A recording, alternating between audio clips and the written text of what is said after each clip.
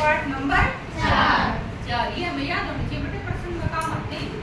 तो चौथे पाठ का नाम है बेटे हमारा सदैव ऊर्ध्व निदेहि चरणम। सदैव का मतलब हमेशा, ऊर्ध्व का मतलब आगे, और निदेहि बढ़ाओ या रखो, और चरणम का मतलब कदम, हमेशा कदम आगे बढ़ाओ या रखो। ठीक है बेटे। अब ये तो है पाठ का नाम। अब जब हम पहला ही श्लोक पढ़ेंगे, चल चल ऊर्ध्व निदेहि चरणम, चल चल ऊर्ध्व निदेहि चरणम, चलो चलो चलो चलो आगे कदम बढ़ाओ। ऊर्ध्व का मतलब आगे, निदेहि का मतलब बढ़ाओ, और चरणम का मतलब कदम, चलो चलो आगे कदम बढ़ाओ। पहली लाइन की होगी बेटे। आगे सदैव ऊर्ध्व, सदैव ऊर्ध्व, सदैव का हमें पता ही है, हमेशा ऊर्ध्व निदेहि चरणम, ऊर्ध्व निदेहि चरणम, आगे कदम बढ़ाओ। बढ़ाओ। अब ये था सरला। इससे पहले हमें करना पड़ता बेटे प्रश्न, जैसा कि हमें पता है प्रस्तुत श्लोक हमारी संस्कृत की पाठ्य पुस्तिका रुचिरा रुचिरा भाग 3 में संकलित पाठ सदैव ऊर्ध्व निदेहि चरणम से अवतरित है। इसमें कवि कहते हैं। फिर सरला भी करते हो। ठीक है, ये हमने कर ही दिया। फिर भावार्थ में कहेंगे कि इसमें कवि कहना चाहता है कि हमें हमेशा आगे कदम बढ़ाना चाहिए, चाहे स्थिति कोई भी हो। ठीक है बेटे, हमें आगे कदम जरूर बढ़ाना चाहिए। हो जाएगा बेटे। अगले पे चले।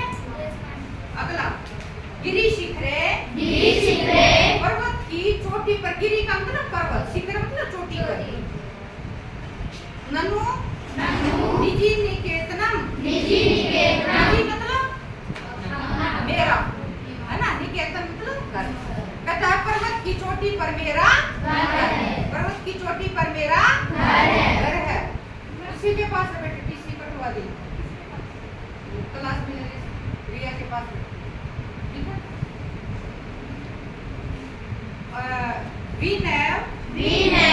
यानम, विनैव का मतलब होता है के बिना, यानम मतलब यंत्र या साधन, और फिर कहता है नगारोहणम का मतलब होता है पर्वत पर चढ़ना। कहता है बिना साधन के मैं पर्वत की चोटी पर चढ़ता हूँ, बिना साधन के मैं पर्वत की चोटी पर चढ़ता हूँ। कहता है बलम सबकीयम भवति साधनम, बिना किसी साधन के अपना बल लगा कर ही मैं किस पर चढ़ता हूँ बेटे? पर्वत की चोटी पर। कि पर्वत मेरा पर्वत की चोटी मेरा घर है, निवास स्थान है। ठीक है बेटा, घर है मेरा निवास स्थान है। ठीक है। इसके बाद 2 हो गए बेटे। उसमें भी प्रसंग ही लिखोगे, इसके भावार्थ में क्या लिखोगे?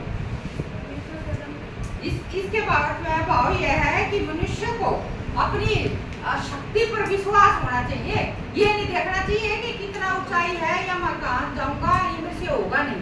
विश्वास पे अपना इतना अपने जितना भी अपना सामर्थ्य है उस पर विश्वास रखो कि मैं ये कर सकता, आई कैन डू इट, मैं कर सकती हूँ।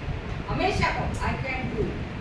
जब भी हारो लगे कि मैं नहीं कर, अरे नहीं मैं कर सकती हूँ, बार बार अपने आप को कहो अरे मैं कर सकती हूँ, मैं कर सकती हूँ, बार बार अपने आप में इसी पे विश्वास रखो, आपका काम होगा। ठीक है बेटे। अगला तीसरा, पथि पाषाणा, पथि का मतलब मार्ग, रास्ता, पाषाणा का मतलब बेटे पत्थर, और फिर है विषमा होता है ऊंचे नीचे ऊबड़ खाबड़ होते हैं रास्ते, जैसे अपने हो रहे हैं गली में। फिर है परखरा होता है बेटे नुकीले तीखे, जैसे कील है, लट्टू की वो है, ये नुकीली चीजें सुई है नुकीली। फिर हिंसरा हिंसक, पशु है पशु, वरीतो चारों ओर से घेरा, घिरे हुए हैं। दुष्कर्म सुदुष्कर्म अच्छे कर्म खलु यद्यपि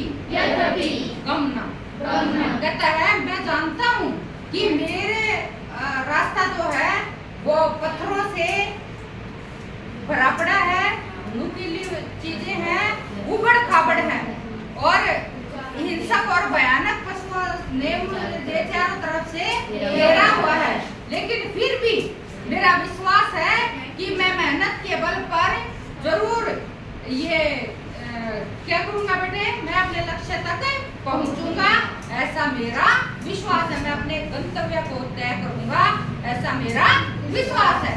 सदैव पूर्तो निते ही चरणम, इसलिए हमेशा आगे कदम बढ़ाओ, ये सोचना चाहिए। ठीक है बेटे। अब है चौथा, एक मिनट रुक जाओ बेटे। जी ही रीतिम बज शक्तिम। अब कहता है बेटे जी ही का मतलब छोड़ दो, बज का मतलब जपो या बजो, मंत्र कहते हैं ना, इसका जप किया करो।